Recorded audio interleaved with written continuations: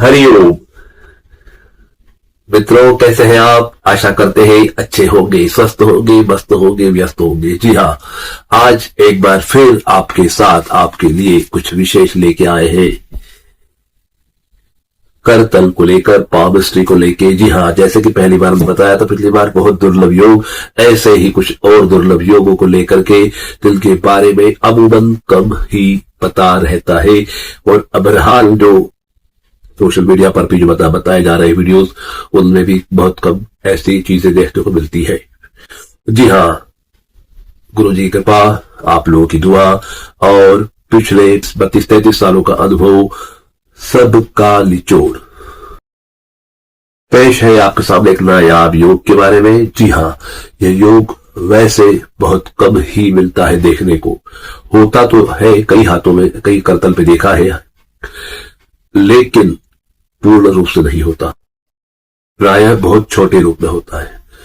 लेकिन जब कभी यह पूर्ण रूप से होता है तो अपने आप में विलक्षण होता है। जी हाँ, इस योग को बनाने के लिए जो पर्वत आधार है वो है चंद्रमा का पर्वत और सूर्य का पर्वत, शनि का पर्वत। शनि और सूर्य पर्वत के मध्य से एक रेखा निकल के चंद्र पर्वत पर आती है, या चंद्र पर्वत निकल करके शनि और सूर्य के मध्य में जाती है। दोनों प्रकार से हो सकता है। प्रायः ये निकल करके आपके हर्षल पर्वत के ऊपर से होते हुए जाती है, मस्तिष्क रेखा को, हृदय रेखा को पार करते हुए जाती है। तो यह योग अद्भुत इसलिए बन जाता है क्योंकि यह जो योग होता है इसमें चंद्रमा का मुख्य कारकत्व होता है। यह एक प्रकार का सरस्वती योग जैसा ही होता है, सरस्वती का योग भी कह सकते हैं। लेकिन इसके साथ साथ इसकी जो खासियत होती है कि ऐसे लोग पूर्व जन्म में निश्चित तौर पे बहुमुखी प्रतिभा के धनी होते हैं। बहुत सारी प्रतिभाएं उनमें होती है, और सबसे बड़ी बात जो लक्षण इसमें पाया जाता है, ऐसे लोग घुमक्कड़ होते हैं, ट्रेवलर होते हैं। कई बार नाविक, समुद्री यात्रा करने वाले, पैदल चलने वाले, भिक्षु, बौद्ध, साधु, संत, फकीर, या ऐसे ही शौकिया घुमक्कड़ होते हैं लोग।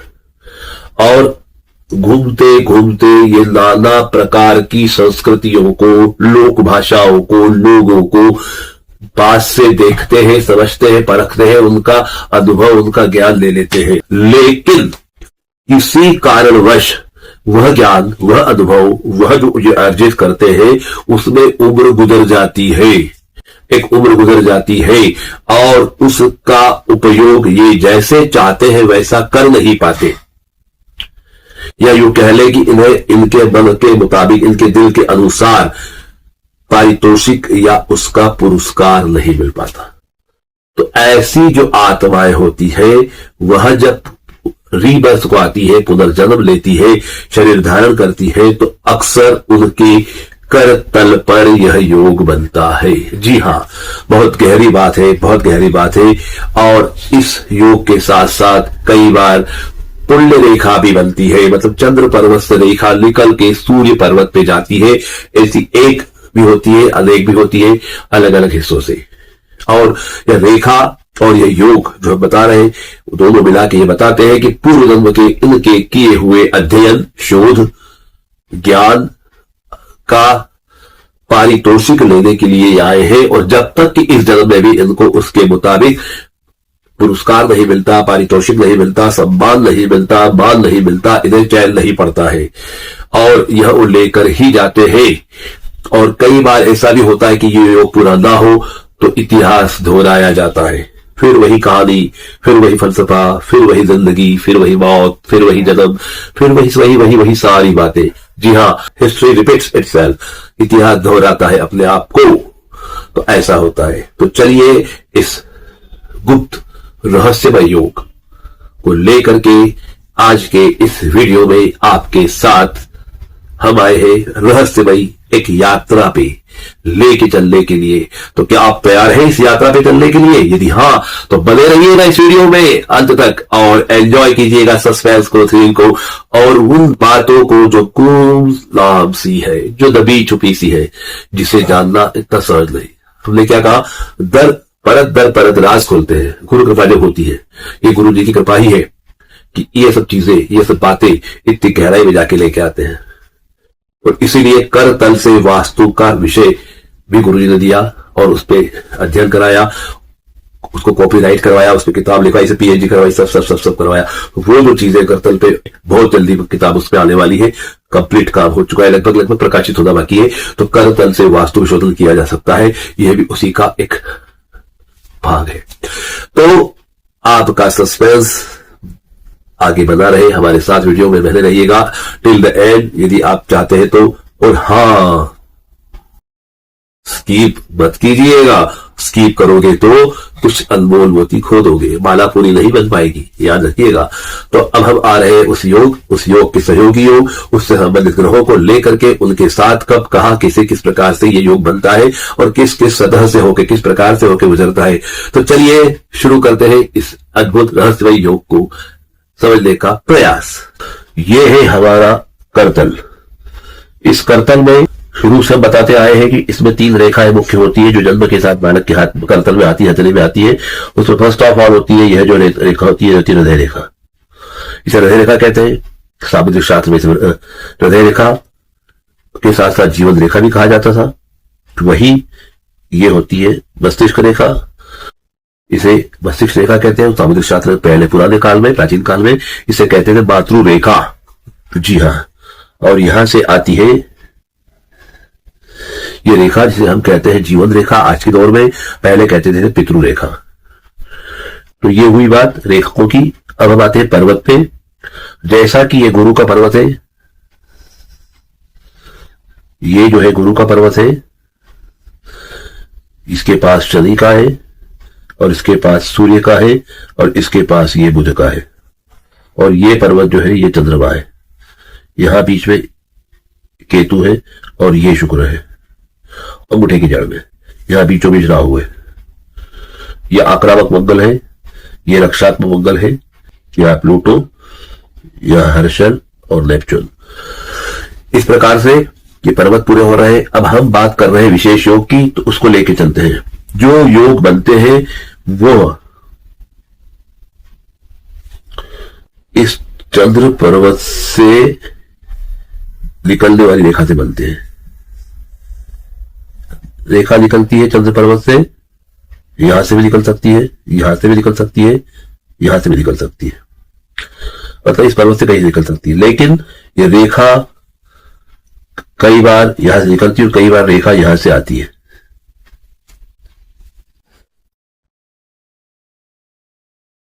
अनामिका और मध्यमा, देखिए पहली उंगली गुरु की है, इसको तर्जनी कहते हैं। दूसरी मध्यमा है जो शनि की उंगली है, और यह है अनामिका जिसे कहते हैं सूर्य, और यह है कनिष्ठिका जिसे कहते हैं बुध की उंगली, और यह है अंगुष्ठ। अब जो रेखा निकलती है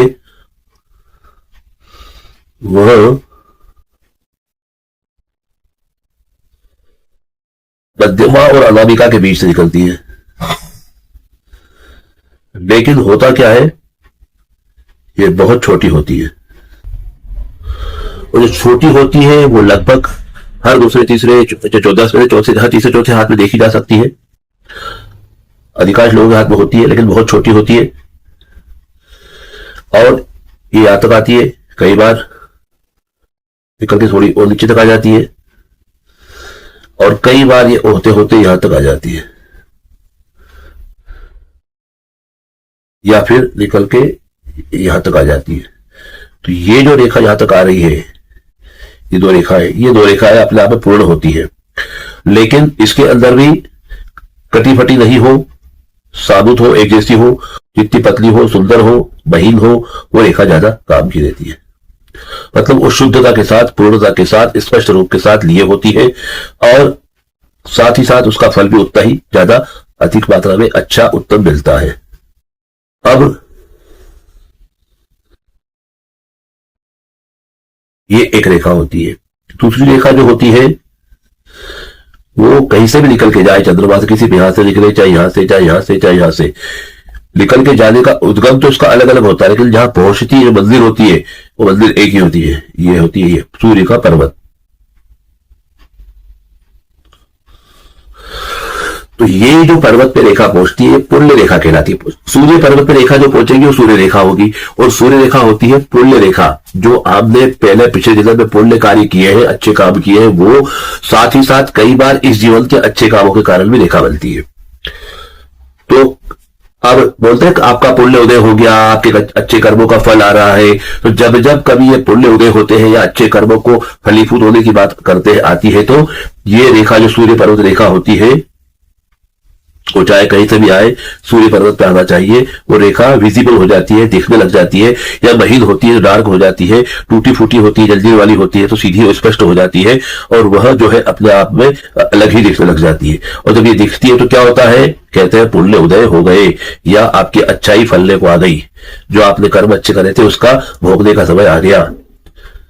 तो यदि यदि यदि ये रेखा नहीं है शुरू से, आपके कर्तव्य में बचपन से, बाल्यकाल से, किशोरावस्था से नहीं है, और ये अगर आपको 30 साल बाद, 40 साल बाद, 50 साल बाद, 60 साल बाद तक भी अगर अचानक दिखती है, निकल के आती है, तो इसका सीधा अर्थ होता है कि आपका प्रारब्ध, आपका जो जो पूर्व जन्म का जो आपके पाप कर्म थे, जो गलत कर्म थे, या इस जन्म में जो गलत कर्म थे, वो सब कहीं ना कहीं कट चुके हैं, कहीं ना कहीं पूरे हो चुके हैं, उनको भुगत चुके हो। आपका प्रारब्ध पूरा हो चुका है, आपके पाप खत्म हो गए और पुण्य उदय हो गए। मतलब आपने जो अच्छे कर्म किए उनका फल लेने का समय आ गया। तो अर्थ यह है कि आपके पूर्व जन्म के पाप कर्म समाप्त हो चुके हैं, या इस जन्म के भी, और आपके अच्छे कर्मों का फल मिलने का समय आ गया है। प्राय ऐसा उस समय होता है जब आपका गोल्डन पीरियड शुरू होता है, जब आपकी महादशा अच्छी ग्रहों की आती है, गुरु की, बुध की, चंद्रमा की, मंगल की, शनि की, जो ग्रह आपको प्रॉफिट देने वाले उनकी महादशा आती है, तब ये घटनाएं घटती है, जब आपका समय पलटने वाला होता है। प्राय ये बारीक रेखा होती है हर करतल पे, लेकिन कहीं कहीं बिल्कुल नहीं होती है, कहीं बहुत बरीक होती है, धीरे धीरे डेवलप होती है। जैसे जैसे डेवलप होती है वैसे काम होता है। इसका एक और भी फल है कि ये जब रेखा नहीं होती है तो कई बार व्यक्ति शिक्षा अर्जित नहीं कर पाता है। शिक्षा से मतलब एकेडमिक जो क्वालिफिकेशन होता है, जो 10th 12th बोर्ड कॉलेज की डिग्री जो होती है वो नहीं ले पाता है। लेकिन वही जब ये रेखा होती है तो व्यक्ति एन के प्रकार पास हो जाता है, अच्छे नंबर से भी हो जाता हो। या फिर रेखा हो, टूटी फूटी हो, या रुक रुक के आगे बढ़ रही हो, कट कट के बढ़ रही हो, जैसे कि मान दो यहां से हल्का सा हो गया, फिर हल्का हो गया, फिर ऊपर हो गया, ऐसे जंजीर में चल रही हो, टूट टूट के आगे बढ़ रही हो, तो ये अध्ययन में, शिक्षा में अड़चने दिखाते हैं। शिक्षा नहीं कर पाती, या तो परिवार का बोझ आ जाता है, काम बचपन में ही काम धंधे में लगना पड़ता है, या मन नहीं लगता है, या बार बार फेल होने लग जाते हैं, या कहीं ना कहीं परीक्षा के समय व्यक्ति बीमार हो जाता है, या ट्रेवल करना पड़ती है, या कहीं किसी ऐसी प्रकार की समस्या आ जाती है घर में कुछ, जिसके कारण ये एग्जाम नहीं दे पाते या पढ़ाई नहीं कर पाते, मतलब ये रुक जाते हैं। तो रुक रुक के होता है, लेकिन जैसे ही रेखा पूरी बनती है वैसे ही पढ़ाई भी पूरी होने लग जाती है, और ये शिक्षा दीक्षा पूरी करवा देती है। तो ये पुण्य रेखा होती है जो कि ये काम यहां पे करवाती है। तो इस प्रकार से ये रेखा पुण्य रेखा हो जाती है। तो ये रेखा प्रारब्ध के जो कर्म, गलत कर्म है, पाप कर्म है, उनको नष्ट होना बताती है और पुण्य उदय होना बताती है। और ये अक्सर तब होता है जब आपके समय गोल्डन पीरियड शुरू होता है, यहां कहीं किसी गुरु की, इष्ट की कृपा आप पे हो जाती है, कृपा आप पे हो जाती है, और आप में कुछ वर्चूस, कुछ गुण डेवलप होने लग जाते हैं। मतलब आपके जब अच्छाइयां बढ़ने लग जाती है, आपका समय जब अच्छा होने लग जाता है, जब आप लेट गो करना सीख जाते हैं, चीजों को इग्नोर करना सीख जाते हैं, अपने काम से काम रखते हैं, फोकस करते हैं, और किसी के प्रपंच में नहीं पड़ते, किसी की बुराई नहीं करते, किसी को लेकर के आप गॉसिप नहीं करते, अपने काम में इन्वॉल्व होते हैं, किसी की ईर्ष्या नहीं करते, किस माफ करना सीख जाते हैं और अपने काम पे फोकस करने लग जाते हैं। मतलब कुल मिलाकर के आप बुराई से, निंदा से बच करके अपने काम से काम रखने लग जाते हैं, और अपने मन में किसी के लिए कोई बैल नहीं रखते हैं, सिर्फ अपने काम पे फोकस करते हैं। तो ऐसे लोगों के हाथ में करतल पे ये रेखा स्पष्ट होने लग जाती है, और जो पहले से होते हैं बचपन से, उनके हाथ में तो करतल पे तो रेखा होती ही है। तो इस प्रकार से ये क्रॉस चेक हो जाता है कि आपका व्यवहार, आपका आचार कैसा है, पहले कैसा था, अब कैसा है, अब क्या होने वाला है। तो कभी यही लगे अपने को कि हमारे कौन से जन्म में पाप है, या कब पाप खत्म होंगे, तो ये रेखा से पता लगाया जा सकता है। जी हाँ, ये तो ही पुण्य रेखा की बात। इसकी सूर्य रेखा, जब ये रेखा अपने आप में इतनी महत्वपूर्ण है, सोचिए आप, जो कि जनरल मिल जाती है देखने को, तो वो रेखा जो सहसा नहीं मिलती उसका क्या होता होगा। तो इसलिए कहा कि ये जो रेखा है, जो दूसरी जो रेखा बताई मैंने आपको,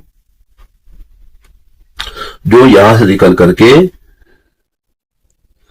दोनों उंगली के बीच जा रही है, तो ये जो रेखा है, ये ही वह रेखा है जो हर किसी के हाथ नहीं होती। होती है लेकिन जरा सी होती है, छोटी सी होती है, जो कि मैंने बताया पहले, इतनी सी रेखा जरा निकल के आती है,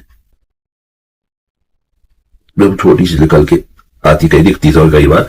तो ऐसी रेखा भी जो होती है वो भी कहीं ना कहीं पिछले जन्म की अधूरी इच्छाओं को बताती है, कुछ ज्ञान प्राप्ति की इच्छाओं को बताती है कि कहीं कुछ रह गया है, कहीं कुछ करना है। और ऐसे लोग अक्सर छटपटाते रहते हैं कुछ नया सीखने को, कुछ जानने को, कुछ करने को। संगीत में रुचि, गीत में रुचि, नृत्य में रुचि, कोई उपन्यास, कोई पुरातत्व की जानकारी, कहीं कोई सस्पेंस, कहीं कोई गूढ़ विद्या की इच्छा, या फिर यूं कह लो कि इनके घर में, परिवार में, ननिहाल में या अड़ोस पड़ोस में इनके बाल्यकाल से कोई ऐसे व्यक्तियों का या ऐसे स्थान पे इनका आना जाना होता है, संपर्क होता है, जहां इस प्रकार की विद्याएं अमल की जाती है। मतलब कोई तांत्रिक, कोई ज्योतिषी, कोई जानकार, कोई वास्तुविद, कोई कर्तन रेखा शास्त्री, कोई न्यूमरोलॉजिस्ट, या कोई झाड़ फूक वाले, या कोई पूजा पाठ करने वाले, या कोई वैज्ञानिक, या कोई ऐसी चीजें जो रहस्यमय चीजों को उजागर करते हो, या कोई ऐसी किसी के घर के आसपास कोई भगवान का ओटला हो, किसी का दरगाह हो, कोई बाजार हो, या कोई वृक्ष हो, या कहीं ऐसा स्थान हो देवी देवता का, या इनके घर में किसी को कोई देवी देवता आते हो, सवारी आती हो, या कुछ ऐसी काम जहां ये सब चीजें इनको बचपन से देखने को मिले या उनसे उनका वास्ता हो।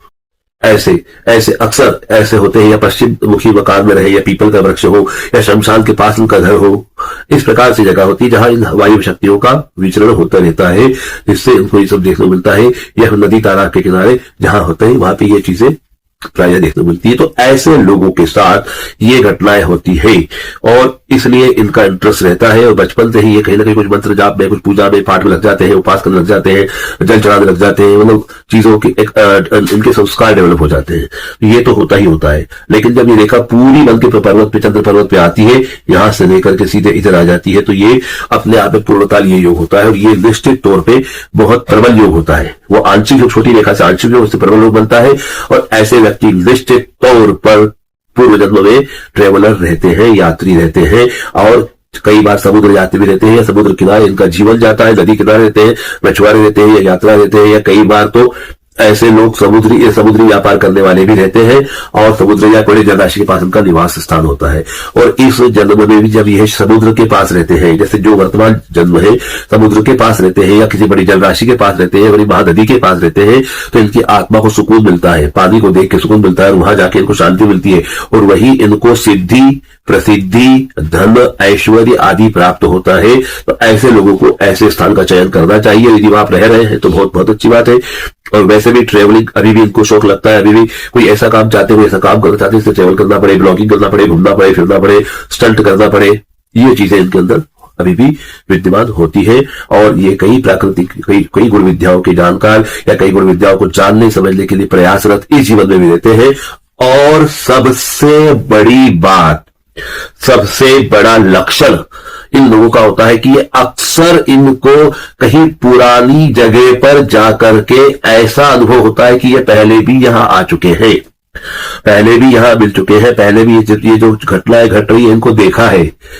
पूर्वानुमान होता है इनको, पूर्वाभास भी होता है। ये जाके देखते हैं और कई बार रिलेट करते हैं उस चीज को, बड़े आश्चर्य करते हैं और उसको समझने का प्रयास भी करते हैं। एंटिक चीजों को अवेरना, इकट्ठा करना, पुरातत्व चीजें, कुछ पुराने सिक्के हुए, सीप हुए, मोती हुए, कोई ऐसे कुछ अजीबोगरीब पत्थर है, कुछ वृक्ष है, कुछ ऐसी पेंटिंग्स है, इनको रखना इन्हें अच्छा लगता है।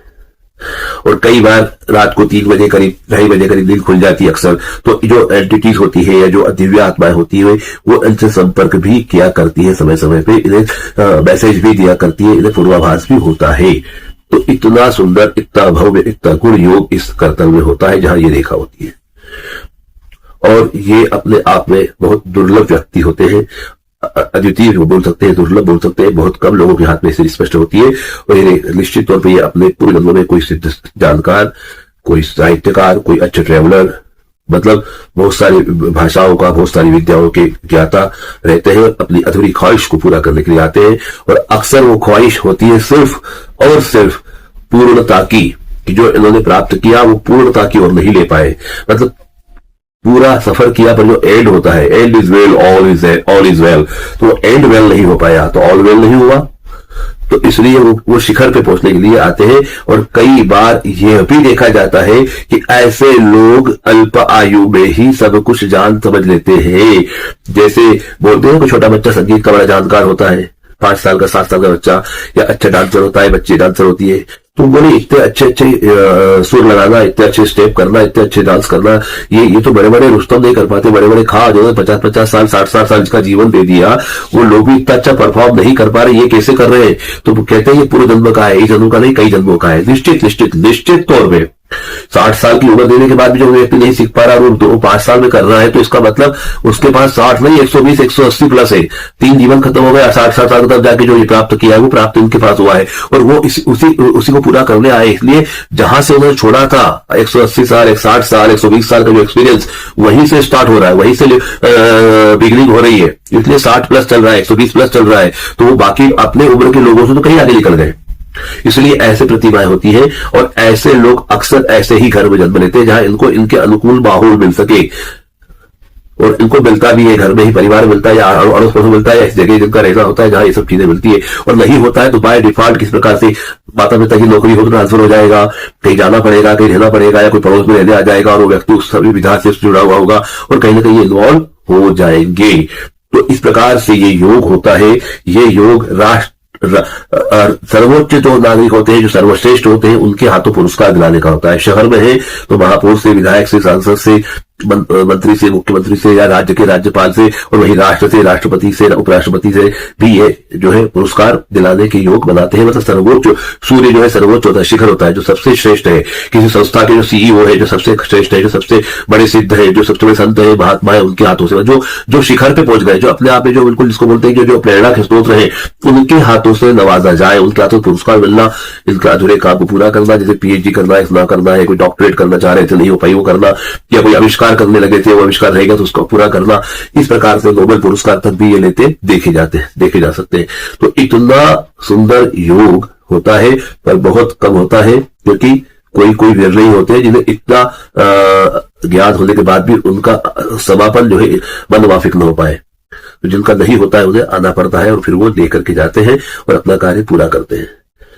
तो निश्चित तौर पे ऐसे व्यक्ति इसलिए भी अनुभव धरोहर होते हैं क्योंकि ये इतना अनुभव लेके आते हैं, और जब आते हैं तब अनुभव के साथ आते हैं। तो उस समय की जो पीढ़ियां होती है, जो लोग होते हैं, जो युवा होते हैं, जो बच्चे होते हैं, उनको कहीं ना कहीं ये पोषित करते हैं अपने ज्ञान से, अपने अनुभव से, और पुराना बरसों का, सदियों का जो ज्ञान संजोए हुए रहते हैं अपने पास, उसको वापस से बिखेरते हैं, उसको फिर नया कर देते हैं। क्योंकि क्या होता है, कालांतर में समय के साथ साथ चीजें धुलमिल हो जाती है। जो किताबें लिखी हुई है, जो कहानियां, जो शास्त्र लिखे, उनको पढ़ के आप सीख तो सकते हो, पर गुरु बिना ज्ञान, जिनने अनुभव लिया, आत्मसात किया, वो जब सिखाते हैं तो वो बात अलग होती है। तो ऐसे लोग प्राय इस प्रकार के काम करते हैं, देश के लिए, राष्ट्र के लिए, समाज के लिए अच्छा काम करते हैं। तो ये है आज के इसका योग। इसको और डिटेल अपन देख सकते हैं, पर समय के अभाव में इतना नहीं देख पाएंगे, लेकिन आज जो बताया ये यही सही है। इसमें शनि का, चूंकि शनि के पर्वत है, उनका गुण, सूर्य का पर्वत है उनका गुण, और चंद्रमा का पर्वत। इनके शनि का गुण क्या है? एकाग्रता है, तन्मयता है, एकाकीपन है, अकेलापन रहना है, अपने काम में लगे रहना है, निरंतर कंटिन्यू करना है। सूर्य मतलब राजा है, आत्मा है, और ऊर्जा है, अंतरात्मा है। तो राजा राजसीय लोग, रॉयल लोग, अंतरात्मा, पूर्वजन्म की स्मृतियां, और शनि मतलब कहीं ना कहीं एकाकीपन, कहीं ना कहीं तन्हाई, कहीं विचार, वैचारिक विचार और वैचारिकता, दार्शनिकता, आध्यात्मिकता, इन दोनों का समावेश, इन दोनों के गुणों को लेकर के उसके मध्य से रेखा निकल रही है। और निकल के जब आती है तो हर्षल से होते हुए सूर्यचंद्र पर्वत पे आती है। तो हर्षल पर्वत का तो गजब का काम है, हर्षल जो ना हो वो करवा दे। आप जिससे कुछ नहीं समझ सकते, जिसे आप बिल्कुल इग्नोर करते थे, जिसे आप बिल्कुल पागल समझते थे, वो पागल ही जो है कोई संत निकल गए और आप समझ नहीं पाए। क्योंकि पागल मतलब जिसने गल को पा लिया, गल मतलब बात, जिसने बात समझ ली। तो ये ऐसे विलक्षण प्रतिभा के होते हैं, इनको समझना बड़ा मुश्किल होता है, विरला ही कोई समझ पाता है। या तो फिर ये चले जाए, उसके बाद समझे, या ये बहुत शिखर पहुंच जाए तब जाके कोई इनकी वैल्यू करे या इनको थोड़ा बहुत समझ सके, बाकी अन्यथा समझना बहुत मुश्किल होता है। क्योंकि इनके व्यवहार, आचार, विचार और इनकी चेष्टाएं बड़ी विचित्र होती है, जिससे इनको सहज समझना नामुमकिन होता है। इस प्रकार से इन पर्वतों के इन गुणों को लेकर के ये रेखा बनती है, और इस रेखा से यह लाभ इनको होता है। ये रेखा जितनी पुष्ट, जितनी महीन, जितनी सुंदर और जितनी पूर्णता लिए होगी, उतना ही व्यक्ति जो है अपने आप में दिव्य होगा, अद्वितीय होगा, दुर्लभ होगा, और कहीं ना कहीं समाज के लिए श्रेष्ठ होंगे। तो ऐसे व्यक्तियों के करतल की रेखा होती है। तो आप भी देखिए ना, कहीं आपके करतल में तो नहीं है, यदि है तो कमेंट बताइएगा। और अगर छोटी रेखा बन रही है ऊपर तो उसको भी देखिएगा, वो बताइएगा, वो भी बहुत अच्छी होती है। छोटी रेखा भी अपने आप में बहुत होती है, क्योंकि ये रेखा भी सरस्वती योग देती है, बुद्धि देती है, विवेक देती है, पूर्वजन्म की पुण्याई देती है। और साथ साथ राजकीय योग मतलब जैसे जो अधिकारी बनते हैं, आईपीएस अधिकारी बनते हैं, आईएएस बनते हैं, या जो जो सेना में होते हैं, या जो उच्च पद पे प्रतिष्ठित होते हैं, ऐसे जो होते हैं शासकीय विभाग में जो उच्च पद पे होते हैं, ऐसे लोगों के हाथों में भी ये रेखा होती है, जिनको कि राजा के समान सुख प्राप्त होता है, जो राजा के समान पद प्राप्त करते हैं। मतलब छत्र हो, चावर हो, हाथी हो, घोड़ा हो, पालकी हो, ये पूरे पहले जमाने में होते थे। अब उसकी जगह क्या हो गए हैं, लाल बत्ती गाड़ी, पीली बत्ती गाड़ी हो गई, उसके अलावा आपकी बड़ी बड़ी गाड़ियां हो गई, लग्जरी लाइफ हो गई, बंगलोज मिल गए, अर्दली मिल गए, नौकर चाकर मिल गए। इस प्रकार से जो सुख सुविधाएं राजा को मिलती है, राजा के समकक्ष लोगों को मिलती है, वो सुख सुविधाएं मिलना और उस प्रकार सम्मान और धन प्राप्त करना ऐसे लोगों को मिलता है। राजनीति से, राजाओं से, सरकार से, राज्य से इनको लाभ मिलता ही मिलता है। या फिर ये कोई संस्था या एनजीओ चलाती है जिनको अनुदान मिलते हैं बड़े बड़े, और ये बड़े बड़े स्तर पे काम करते हैं, बड़े स्तर पे काम करते हैं। तो एक तरफ राजा और एक तरफ प्रजा। शनि मतलब आम आदमी, मजदूर वर्ग, उपेक्षित वर्ग, और राजा सूर्य मतलब राजा। तो राजा और प्रजा के बीच का कॉम्बिनेशन होता है ये, जो प्रजा को भी संभाले और राजा को भी संभाले, राजा के साथ भी रहे और प्रजा के साथ भी रहे, प्रजा की बात राजा तक, राजा की बात प्रजा तक पहुंचाए और दोनों का तालमेल बनाए, एक पुल के समान काम करे। तो ऐसे अधिकारी वर्ग के लोग, ऐसे बड़े व्यापारी वर्ग के लोग, ऐसे ये एनजीओ संगठनों के संस्थापक, ऐसे ये सेवाधारी लोग होते हैं, ऐसे ये प्रतिभाशाली लोग होते हैं। तो चलिए आज के लिए इतना ही। कैसा लगा वीडियो बताइएगा जरूर। तो ये था वीडियो आज का जो हमने बनाया स्पेशल आपके लिए। देखिएगा कैसा लगा आपको, और क्या आपके करतल में भी है ऐसी रेखा? जी हाँ, तो कमेंट कीजिएगा और हो सके तो फोटो पहुंचाइएगा। और अगर इस बारे में ज्यादा जानना चाहते हैं तो मुझे जरूर बताइएगा, ताकि हम कोशिश करें कि इसको और डिटेल बता सके, क्योंकि पर्वतों के हिसाब से, रेखाओं के हिसाब से काफी डिटेल बताई जा सकती है, लेकिन उसके लिए अलग अलग प्रकार से सेगमेंट चला के बता सकते हैं, एक बार नहीं। और एक बार करते हैं वीडियो काफी लंबा हो जाएगा, इसलिए इसको हम यही विराम दे रहे हैं। आज के लिए इतना ही, और बहुत बहुत धन्यवाद। आप अंत तक सब्र के साथ बैठे रहे, देखते रहे और सीखने की चेष्टा की आपने, इसके लिए बहुत धन्यवाद। आज के लिए इतना ही। ओम हरिओम। AMB डॉक्टर धीरज चैतन्य स्वामी कामलेद, प्रॉब्लम सॉल्वर।